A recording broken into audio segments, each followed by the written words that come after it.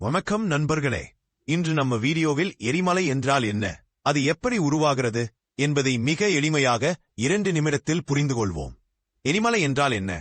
பூமியின் உள்ளே இருக்கும் மிக அதிக வெப்பம் மற்றும் அழுத்தத்தில் உருவாகும் உருகிய பாறை மேக்மா.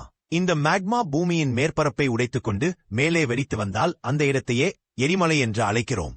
மேக்மா தரைக்கு மேலே வந்ததும் அதை லாவா என்கிறோம். எரிமலை எப்படி உருவாகிறது? பூமியின் மேற்பரப்பு ஒன்று போல இல்லாமல் பெரிய பெரிய டெக்டானிக் பிளேட்டுகளாக பிளந்துள்ளது. இந்த பிளேட்டுகள் ஒருவருடன் ஒருவர் இடித்துக் கொள்ளும் போது, விலகும் போது அல்லது ஒன்று மற்றொன்றின் கீழ் மூழ்கும் போது பூமியின் அடியில் இருக்கும் மேக்மா மேலே தள்ளப்படும். அழுத்தம் அதிகரிக்கும் போது அது வெடித்து வெளிப்படும். அதுவே எரிமலை வெடிப்பு. எரிமலையின் வகைகள்: 1. செயலில் இருக்கும் எரிமலை ஆக்டிவ் வால்கேனோ, மீண்டும் மீண்டும் வெடிக்கும் வாய்ப்பு உள்ளவை. 2. துயில் எரிமலை டார்மெண்ட் வால்கேனோ, நீண்ட காலம் வெடிக்காமல் இருக்கும் ஆனால் மீண்டும் வெடிக்கலாம். 3. சாய்ந்த எரிமலை எக்ஸ்டிங்க்ட் வால்கேனோ, மீண்டும் வெடிக்கும் சாத்தியம் இல்லாதவை. எரிமலையின் நன்மை ஏன் தீமை?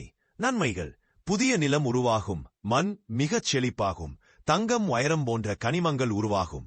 பாதிப்புகள்: லாவா ஓட்டம் காரணமாக இடங்கள் அழிவு, சாம்பல் மேகம் காரணமாக சுவாச பிரச்சினை, நிலநடுக்கம், சுனாமி ஏற்பட வாய்ப்பு. உலகில் பிரபலமான எரிமலைகள்: Mauna Loa Hawaii, Mount Etna Italy, Mount Fuji Japan, Krakatoa Indonesia, Mount Saint Helens USA.